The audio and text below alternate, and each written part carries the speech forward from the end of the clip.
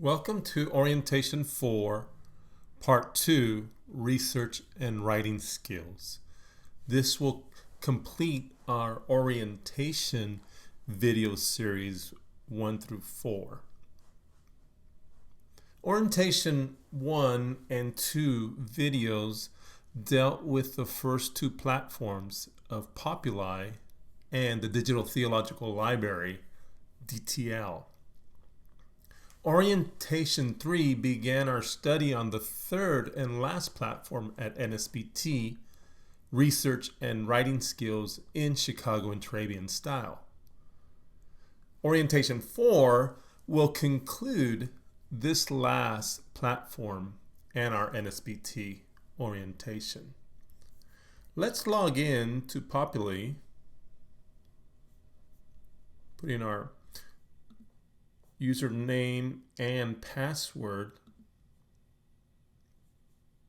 and let's go to course MCM003 Research Skills and Writing Center.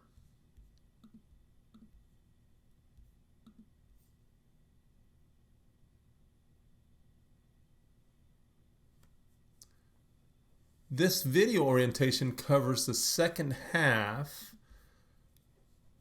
of the 8 lessons, or if you want to think of it, the last 4 lessons of MCM3, which would be the crash course in citations, crafting a paper, video tutorials, and essay templates.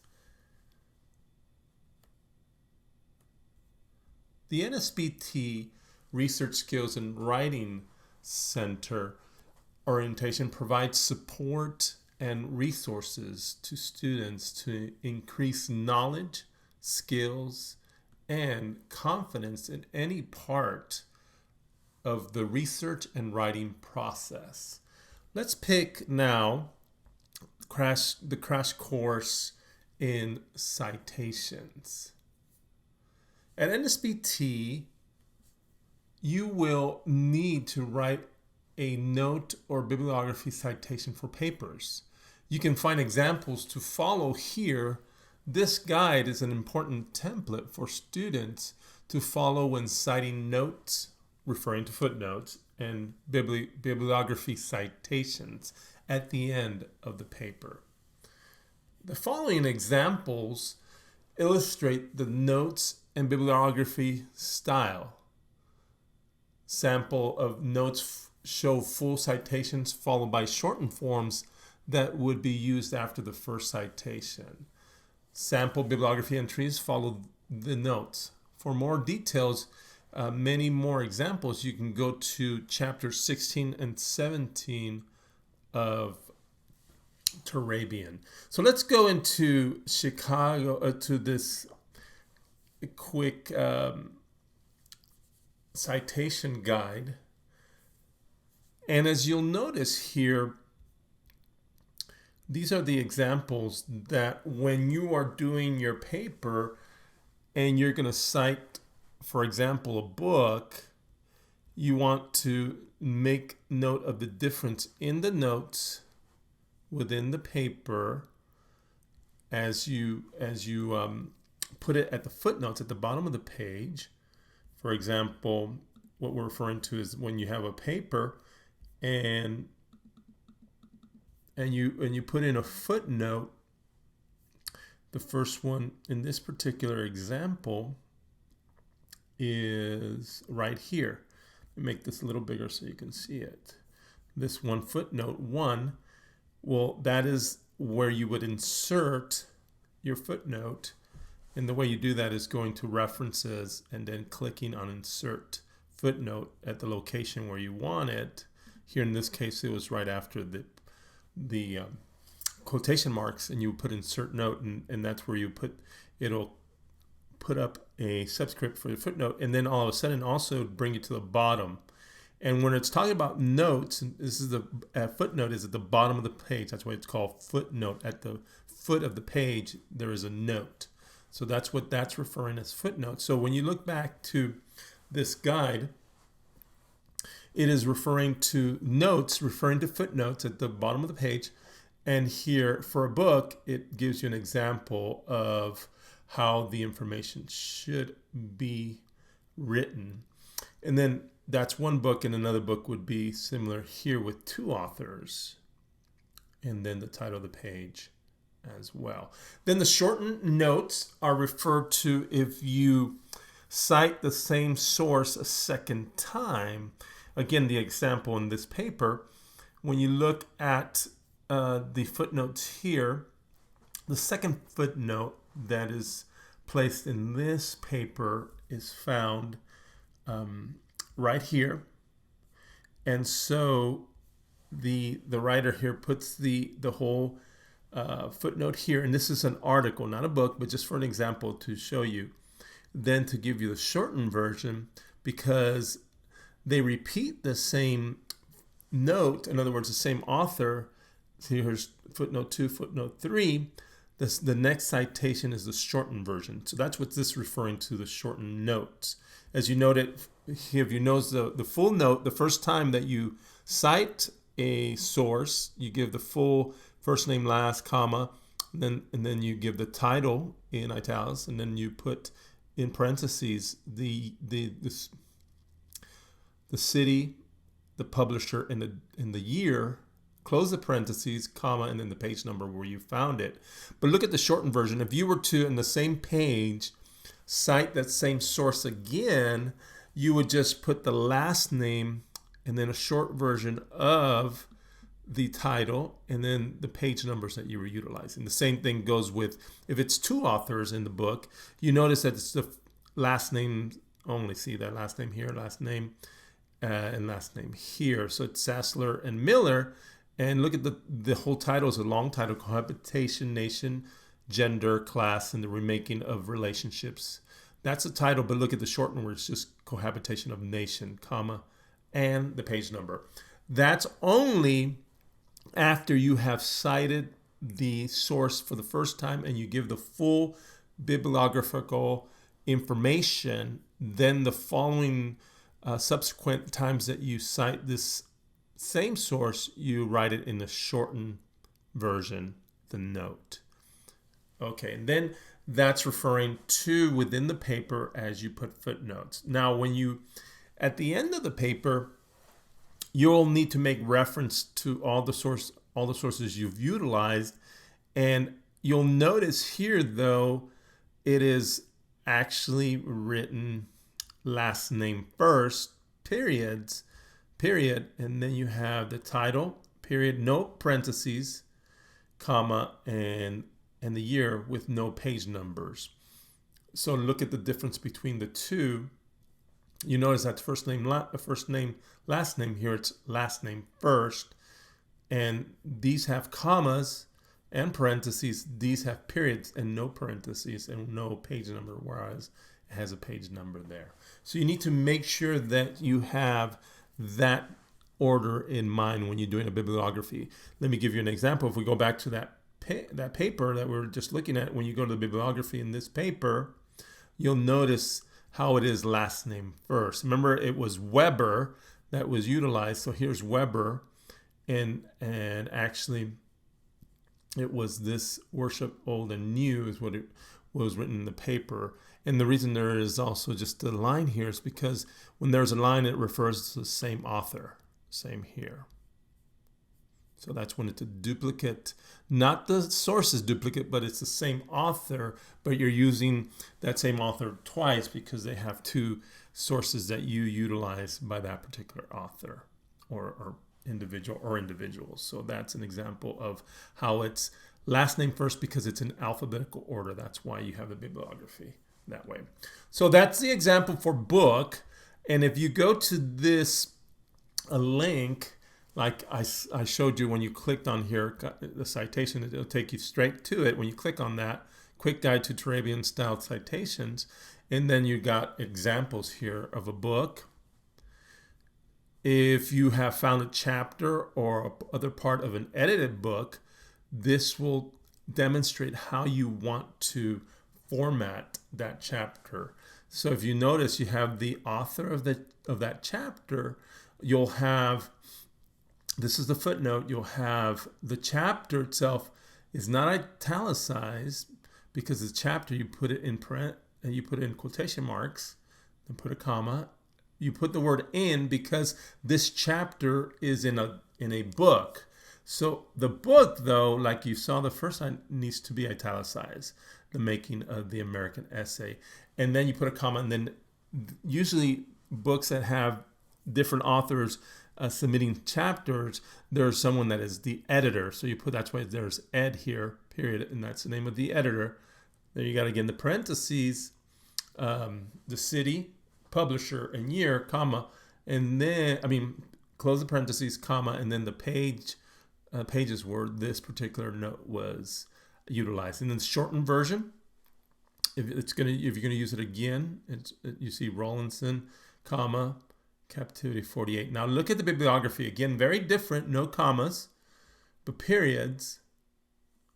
And here you write out full, instead of putting ed abbreviation, here's edited by, and then you put the name, comma, the page number, and then is the information here.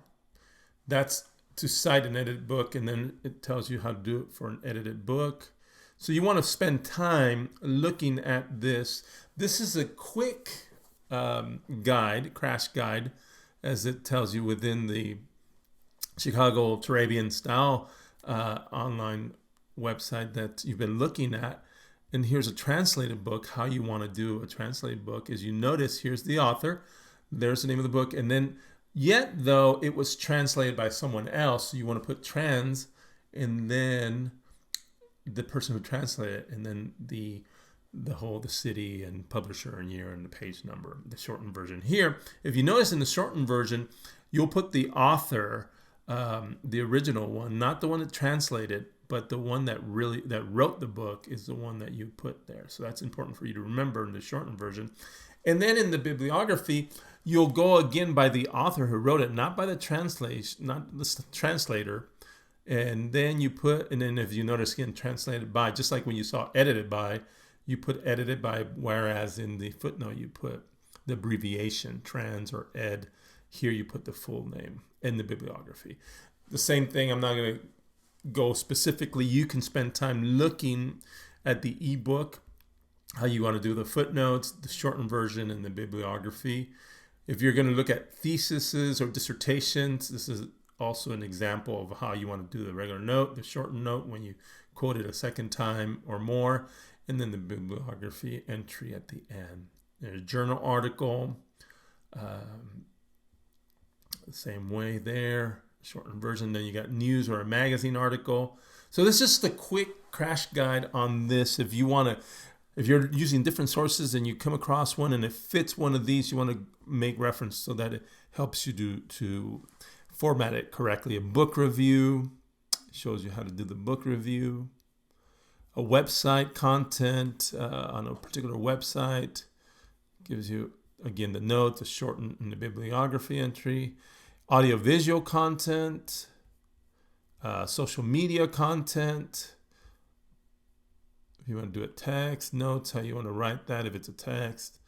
Personal communication, interviews. So it just gives you examples of how you want to do that. Now it doesn't have every single example. That's why it would be important for you to actually, when you look at the beginning, it does tell you that for more details and more examples beyond the ones that are given here, you want to go to chapter 16 and 17 of Turabian.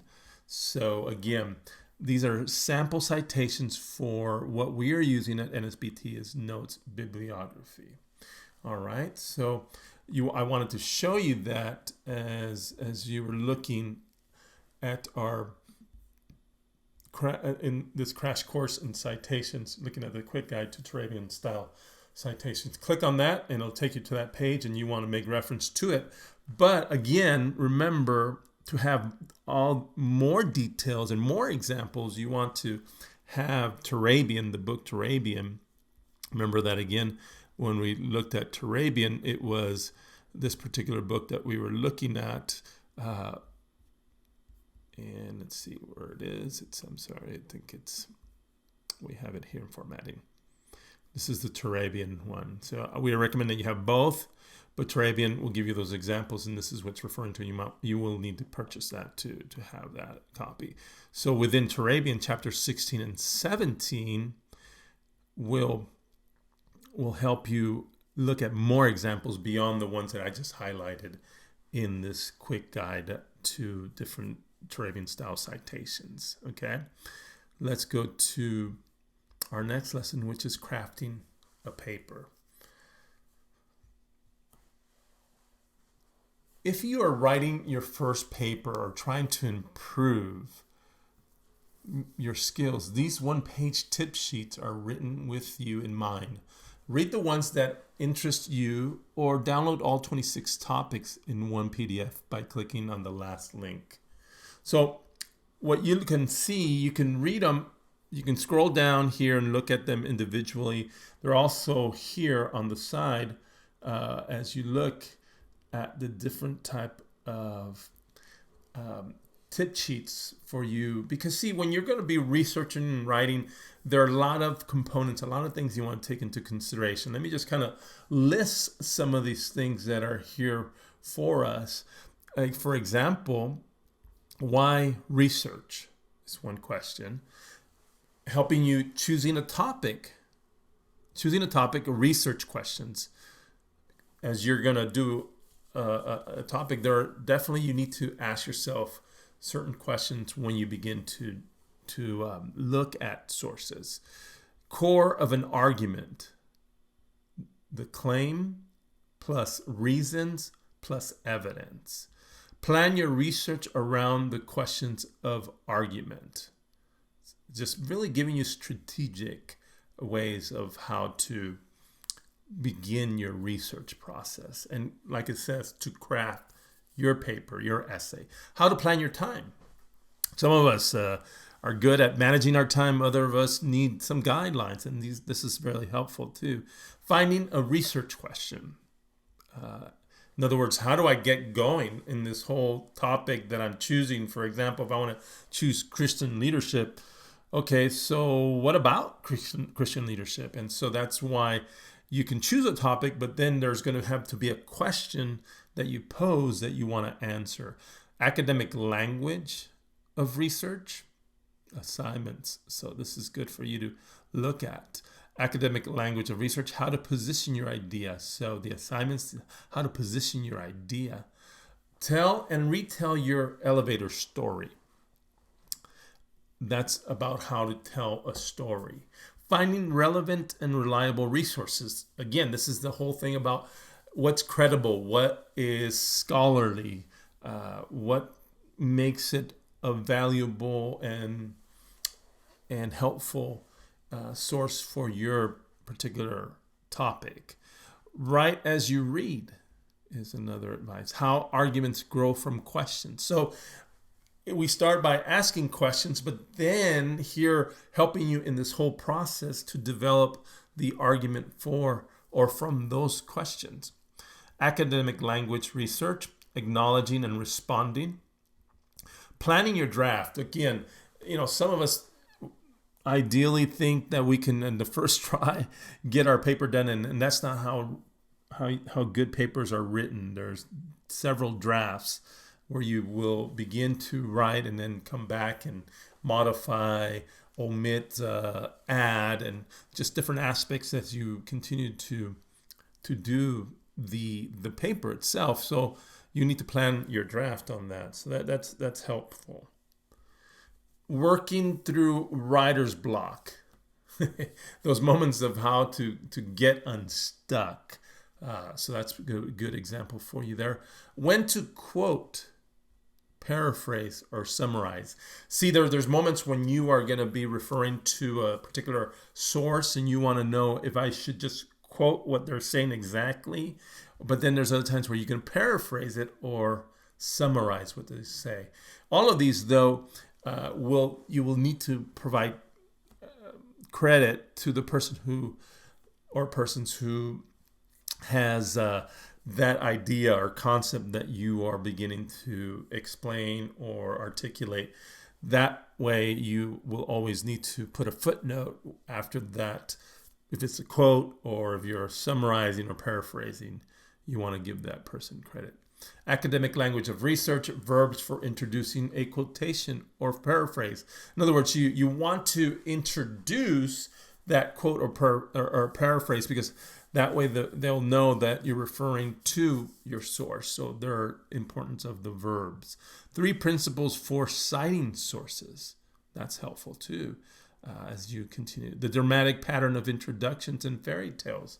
Again, instead of saying once upon a time as you start your story, but yes, you need to have an attention grabber. So this is be helpful how you want to introduce your whole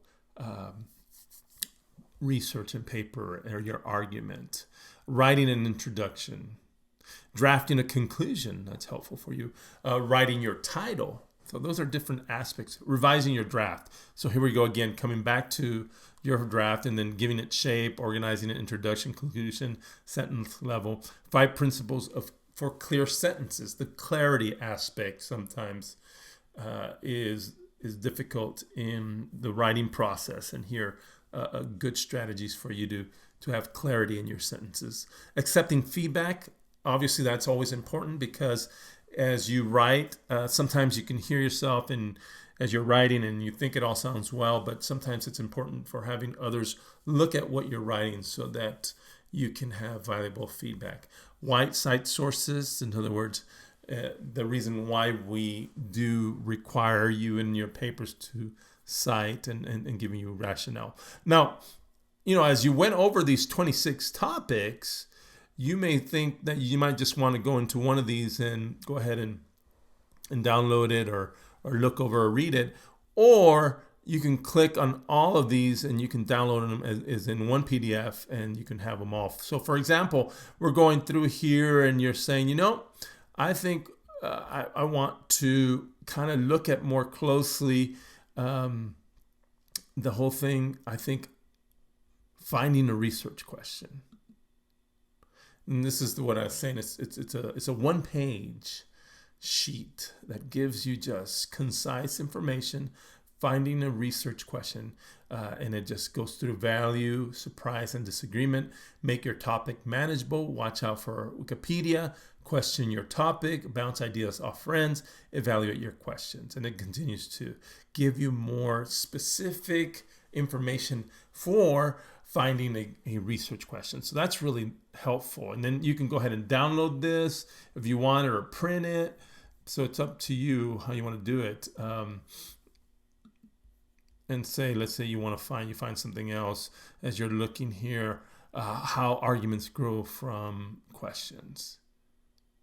Again, it's a 1-page, very simple, how arguments grow from questions. The argument in the research paper is different from the loud, nasty arguments between opponents that occur in the media. So it goes right into that. And then here, look at this. This is really helpful as you build your argument. Make sure you can answer these 5 questions. What is your claim? What reasons support it? What evidence supports those reasons? How do you respond to objections and alternate views? How are your reasons relevant to your claim?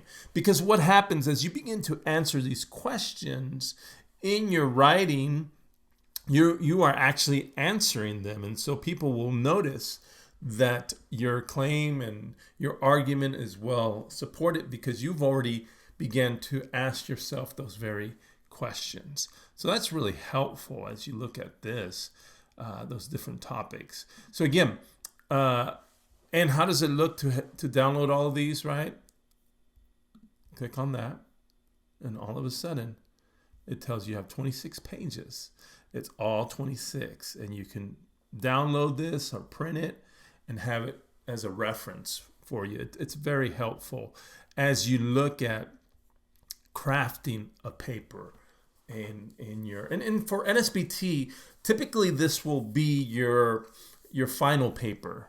And most times the instructor professor will give you the question that he wants you to work at, but this will be helpful to deal with some of the aspects because they're not going to go over all this with you. That's why we have this tutorial and this whole about research skills and writing center to begin to help you manage and try to work through all this. So I know there's a lot of information, but it's very helpful information for you. So spend time here and learn how to craft a paper. It is a process that you will need to practice and practice until you feel you become more efficient. So at the graduate level and the writing and research, we want you to be informed on how to do that process. And that's why we give you this lesson on how to craft a paper and these 26 topics that are very helpful. And they're all in the Turabian Chicago style. So that's why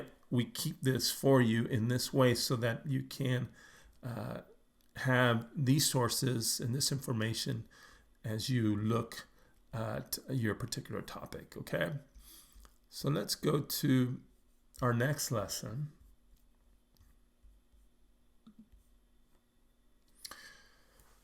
Now, what you'll find is that there are video tutorials, and the following videos are to help you write and cite in Chicago style and understand Turabian. Not only do I have these video tutorials for you, but also there is an essay template that you can have access to, and I'll show you that in a moment.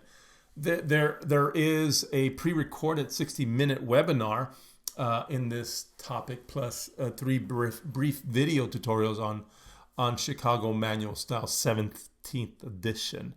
So let's look at these for a minute first. So when we look at the tutorial on Write and Cite Chicago Style, helping students understand the Chicago Manual Style, what you'll find, and this is the 60-minute webinar, it is a pre-recorded webinar from ALA Publishing e-learning solutions. And you'll find here Rebecca Gerber, electronic resource librarian at ALA, interviews Chicago style expert Carol Saller, editor of the Chicago Manual Style online Q&A and also Chicago Manual Style shop talk blog. They both, Rebecca and Carol, discuss using the Chicago Manual Style for citation building and more information. So it's going to be really good for you as you want to know how to write in Chicago and understand it. You'll learn how to use the Chicago Manual Style online and Turabian's A Manual for Writers to find answers to questions about citation, grammar, punctuation, and rules of writing. So this is really helpful for you. So, take time to look at this as well. That's the first video tutorial. Then the next video tutorial is on let's click on this one so you can see it. It opens up an external page, and all of a sudden it'll go right into that pre-recorded webinar, and like I said, it's almost 60 minutes, 56 minutes, and it'll give you how to use and cite it and understand Chicago Manual Style. So this will be really helpful for you as well. So that's that first one. Then the next 3, the next tutorial is on what's new in the 17th edition and how to get around in CMOS online. CMOS is Chicago Manual Style, basically. So when you click on this, the online one is what I showed you the other day. When you click on Chicago Manual Style, right? I go to it so often that it already has it on my browser. This is CMOS Online, okay? So that's what this is referring. What's new in the 17th edition and how to get around CMOS Online. So that's really good because then it tells you also, it goes right into, and it's not very long. It's just under 3 minutes. Welcome to the Chicago. And she goes into giving that introduction and what you can find as you navigate in CMOS 17. So I would also recommend this as well. That's why I have this video tutorial for you. That way you can as well look at that a little closely. So again, so that's that tutorial. The next one is 3 ways to find exactly what you're looking for in the Chicago Manual Style online. So let's click on that one. Again, 3 minutes, not very long, not like the first one. It's a little long. It's about an hour long. Chicago Manual of Style online. So basically here, yeah, it's going to show you how to use the search box, index, and table of contents in the Chicago Manual Style 17 edition. Basically, what that's referring is clicking on Chicago Manual Style, and here it is. So this would be important for you to look at that short video so that you can understand how to utilize the online version of Chicago, which is the, if you end up getting the hard copy, it would be this one here, the Chicago Manual Style 17 edition. So we're talking about this one here in that particular one that we are looking at. So again, in these video tutorials, that's the 3 ways of exactly how you want to looking in the very manual style. And then the last one is how to move your notes, bookmarks, and style sheets from Chicago Manual Style 16 to Chicago Manual Style 17, referring to the online version. So if you click on that, that might not pertain, it's less than 2 minutes, that might pertain to most of you, because the reason why it has to do with how to move those notes, bookmark, style sheets from 16th edition to the 17th edition. So what happens is, so Chicago Manual Style, let me close this out, this is a 17th edition, right? But see, CMOS 16 was the edition before this one. So there's been 17 editions of Chicago Manual Style.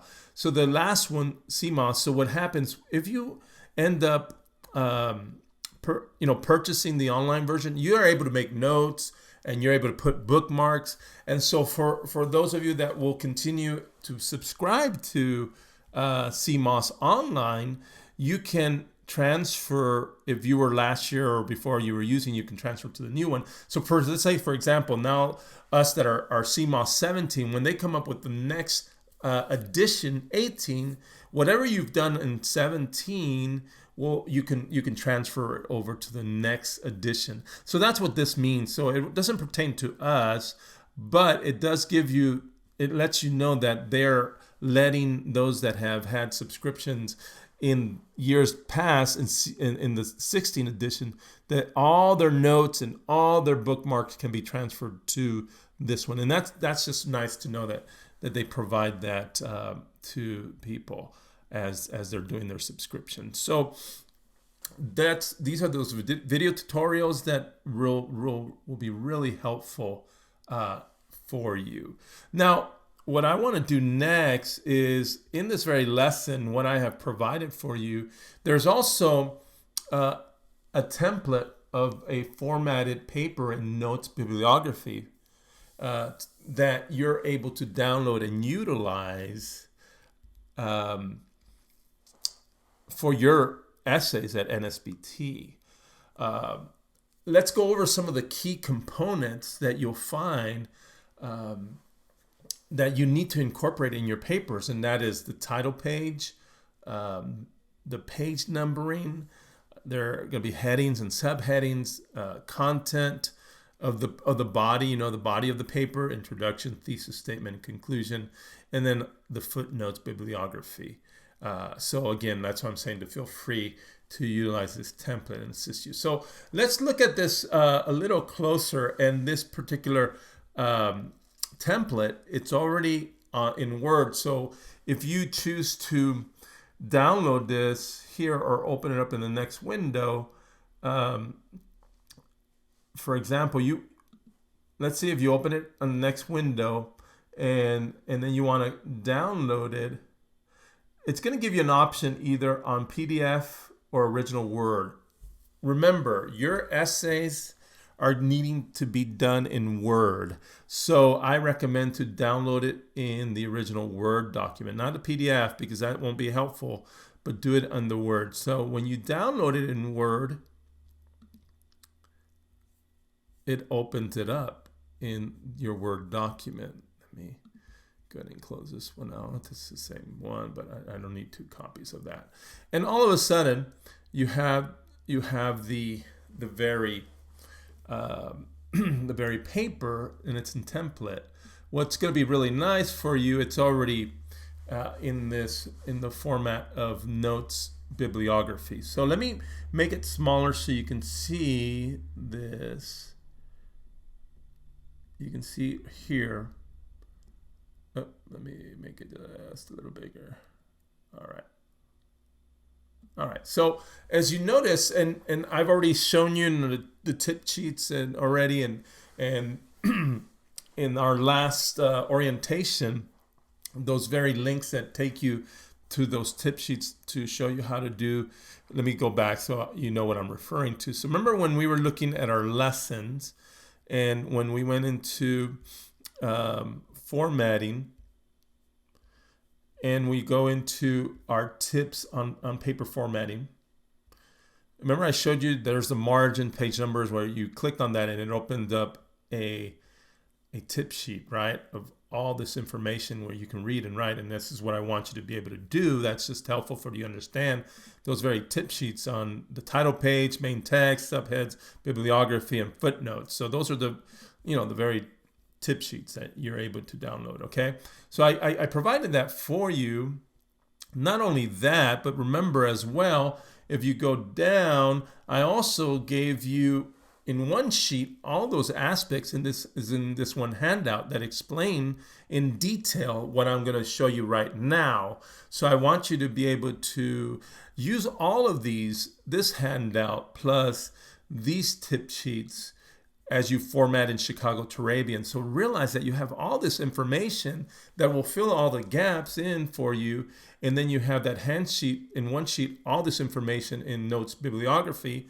And now in this particular lesson, I'm giving you a template in how that's going to be formatted. And so as I showed you here, you want to be able to download in Word. And here we go. All right. So I'm referring to those very tip sheets plus that handout in Chicago Turabian notes bibliography. And here you have a template, an example.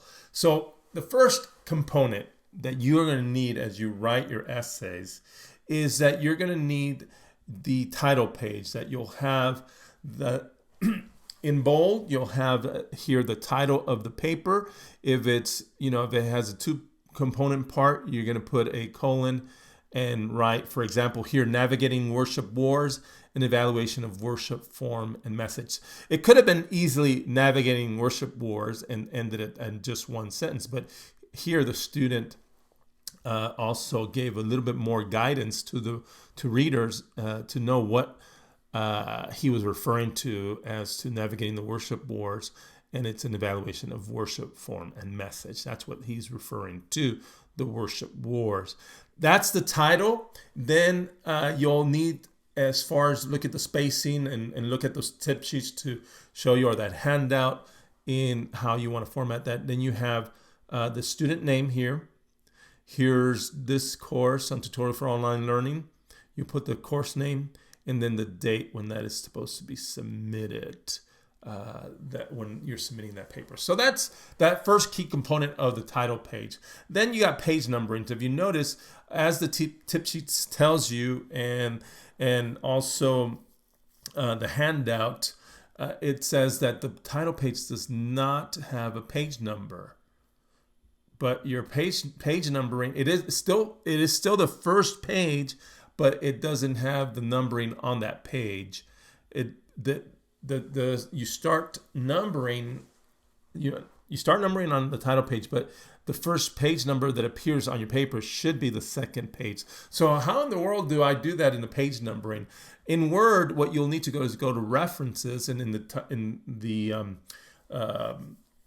you'll have it, especially in the handout of notes bibliography that I showed you how to do that. You click on references. Then you see here, I'm sorry, not references, my fault. It's insert. You're going to insert, and it'll take you. No, it is. I'm sorry, it is in references. Is it in references? Okay, no, it's at home, and I'm already insert page number. Okay, so insert and word here, up here. Here we go. Page numbers. You click on page numbers and see here, if you click show number on the first page, the title page would have a number. Let's see, watch. Okay, it does, but that's incorrect. So you want to make sure that you click on insert and go to page numbers and unclick show number on first page. It lets you put the header, it's the top, the right. You want to click OK. And see, there's no page number, and it starts showing the page number on the second page. So that is the second key component, is page numbering. The third is just looking at the headings and subheadings. In this example, this is not the full version of the paper. These are just a few pages of the paper so that you can see the formatting in Notes Bibliography of Chicago Turabian. So you have introduction, then you have another heading, worship wars, and then it's a subheading, because that is a point underneath worship wars, and then you have conclusion as a heading, and then bibliography as a heading. If you notice, they're all in bold, and as far as the subheadings, the headings and subheadings, that's a third key component. The fourth key component is the content. Obviously, is the introduction, your paragraphs, how they're indented. You notice that 5 inches, half an inch indent start of each paragraph. As you notice, the headings are centered. So that's important for you to note on how to. On this one should be over 5 inches. Oops, it's not. There we go. That's how this one should be too, as well. So you want to make sure. See, I already caught that. I do this so much that I caught it already. So that's the example of the content. What I wanted to show you is, this is a really great example of a good paper. So let me make this a little bigger so I can show you in this particular paper. When you go to the beginning, the introduction, you want to find the thesis statement in the introduction.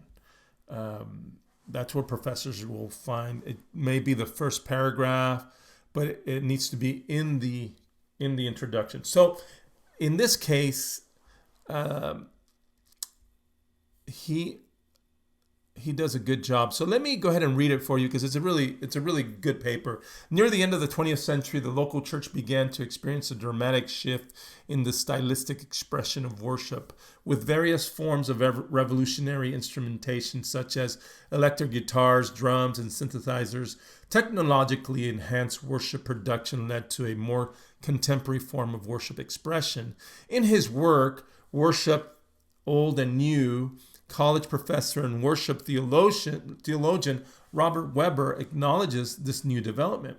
He says worship is experiencing a shift in music from an organ-dominated sound to a sound of a variety of musical instruments, including string, basses, synthesizers, pianos, guitars, and drums. This shift in musical expression has segmented the local church into two groups, with polarized opinions regarding the mode of worship expression. Some believe that the traditional mode of worship expression remains the most effective model of worship, and that the methods should not change, while others believe that traditional form of worship expression are antiquated and thus should be reevaluated and improved to more effectively serve the modern times. In an article addressing these firmly held opinions regarding worship, Richard Smith, worship director at Wesley United Methodist Church, discusses that through reinventing, reimagining, recreating, reviving, renewing, and restoring ourselves in the rush to become or to stay relevant, the church has lost its identity. He believes that as a result, we endure worship wars and solutions to worship wars year after year and decade after decade with little diminishment of the general turmoil. Here we go. As far as the thesis statement, The worship wars in the 21st century local church has led worship to be viewed as spirit-empowered only if it is aesthetically agreeable to the listener. Through a discussion of polarized opinions of the worship wars, the three major tenets of worship expression, and the role of excellence and its implications for effective worship expression, the reader will come to a more comprehensive and informed understanding of the current worship wars in the local church. A comparison of the form and style of traditional and contemporary worship in the local church reveals that the spirit-empowered worship is not bound to stylistic preferences, but rather to its content and structure. This is an excellent thesis statement because it shows and gives a track to the reader as to what they're going to look at. They're looking at these wars on what is most effective in the 20th century as far as leading worship, if it needs to be, the spirit empowered, and then that's like, aesthetically, does that look like it's agreeable to the listener? But he goes through these different components of worship expression, looks at the role of excellence and in the effective worship expression, and then he's saying by looking at these, the reader, you and I, will come to a more comprehensive and informed understanding of the current worship wars in the local church to help us understand that. But here's what he's going to argue at the very end. A comparison of the form and style of traditional and contemporary worship in the local church reveals, here it is, there's this verb, reveals that spirit-empowered worship is not bound to stylistic preference, but rather to its content and structure. So what he's saying here, it's not about performance, the style of the worship, but it's regarding content and structure. Excellent in the sense of how he introduces the topic and then what he's going to try to prove in this paper. So that's what we begin to see. And I wanted to show you this key component of a thesis statement and introduction to a paper. Now, let me show you for a minute here. The last component is footnotes and bibliography. Okay, as you can look at those tip sheets again that I referred to in Formatting Chicago Style earlier in Orientation 3 lesson. I believe it was the third lesson on Formatting Chicago Style. You have those tip sheets, but also I had in the handout on sites on notes bibliography that you want to look at in those 3 pages explaining that. But here you're able to see it and also gives you a template of the first footnote. It's really good the way he introduces in his work, here's the title of the book and who the author is, and then he basically is referring to him, and then he finally says and quotes him directly as his number one. And number one, again, I referred to this already in this orientation. He already puts his name here, the way it's supposed to be in the footnote. You see that? But if we go to the bibliography, Weber's already included. And how did he know how to list Weber, right? Well, alphabetically, he's towards the end of the alphabet, so it's Weber at the end. But how do I put which book comes first? It's also alphabetic. You look now at the titles of the books, and P comes before W, so that's why the Worship Old and New is the second source within Weber, and so that's why Planning Blended Worship is the book that he lists before Worship and Old. But again, you see its last name first, periods, and so that's important for you to look at. Now, if you look back at, that's his first footnote. Then the second footnote doesn't come back towards the bottom, and now he's quoting Richard Smith for his second and third footnotes. Here's the full bibliographical entry that he cites, the title of the article, and there's the journal, and then all the information, the page number, and he did this electronically, so online, and that's why he says accessed on this date. Now, that's number 2, right? But again, he quotes him immediately again. So the second one is a short version, remember? Smith and Roots into the Future, and the page number is the same page number. So that's important for you to notice how it looks in the paper. Now, if you keep going, the other footnotes are similar for, he's actually mentioning here Thomas G. Long, and that's the first time he mentions him. And Weber, he mentions him again, but it's not the same book. You notice that. If it was the same Worship and Old, it would have been in the short version. But because he's using Weber again, and this time it's his other book, he needs to, because it's the first time he's citing him, he needs to put the full information there. And that's, again, an example. You have a couple more. Here's Weber, Worship Old again. Since he quoted Weber early, the first time here, then when you have him towards the end, he just gives the short version, as you notice. And then here's the first time he quotes Shiganas, and here this is another article. So you have examples here of article and books that are going to be what you mainly will also be citing, and that's why it's helpful. But there'll be other type of resources. That's why you have in CMOS, you can go to the crash course that I just finished showing you of citation style in Turabian, and you'll be able to see those examples. But again, go to chapter 16 and 17 of Turabian to see a lot of more examples of the type of resources. But that's what I wanted to show you in this. It's not the full version of the paper, but it is an example for you to have the title page, what an introduction and what it looks like, and a good thesis statement, the subheadings, the footnotes and how they're located, the conclusion, does a good job with the conclusion, and as well as the bibliography.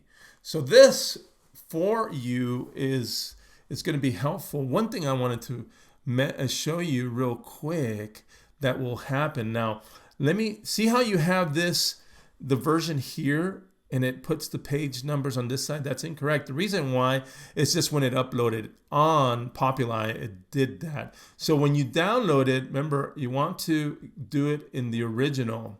And when it opens up in the original, you see that? It puts the page numbers where it needs to be. So make sure you do that. You notice that, okay? To do that when you're going to download that. Now, what's going to be nice for you is that if you want to use this template, you can then just download this and begin to copy them. Instead of redoing this, you just basically want to go here and put the title for whatever essay you're working on, and then just change this up too, and then you already have that formatted. And then you got the introduction. Of course, you're going to need to change all this content, but at least you already have it formatted in how you want to write your paper. So that's really going to be helpful for you again. So you have that here in this lesson on video tutorials and essays. After the video tutorials, you have the template, and it's here. But then let me show you here. Now, for those that want the full version of the paper, I also provided, this is an excellent example of a really good written essay. It's 20 pages, and as my student Garris Simon that I had for a course in another institution called Seminar in Theological Research, and he's a worship leader, and here's the outline he utilizes, and that's how he based his headings and subheadings. It's usually worked on this level for the papers, and then there's the full paper that those of you that are interested in worship and see what he came up with, you're more than welcome to download this or read it and just see a really high quality paper. I even encouraged him. He needed to make some changes, and in his paper I send him my feedback, but this is a really great paper and content, and I encourage him to publish it. So just to give you an example of really good written paper, this is one that you're welcome to download and to read. But what I created here for you based on Garrison's paper, I gave you highlights of these key aspects of your paper: title page, the page numbering, headings, content, and footnotes. Okay, let me go back. So we're here in this aspect. Well, at this point, I want to review our assignments of the orientation. No worries, you're not going to have any assignments on orientation 4, but just as a reminder of what we've done in these 4-part orientation series videos. In orientation 1, we had the practice discussion where you gave an initial comment plus 2 replies to other classmates' initial comments. A second assignment for orientation 1 was the practice essay. A third one was to read and sign the student document acknowledgement form. And the fourth assignment there was the quiz as well. In orientation 2, we had the practice quick search assignment. We also had the practice A to Z database assignment. And third, we had a quiz. The last orientation 3, we only had the quiz. And like I just finished saying to you, in orientation 4, there was no assignments. In this orientation covering the 3 online platforms in 4 videos, we have seen how orientation 1 and 2 videos dealt with the first 2 platforms of Populi and the Digital Theological Library, DTL, while the last 2 videos, 3 and 4, have covered the last platform of research and writing. And this is so that you now have completed the orientation videos.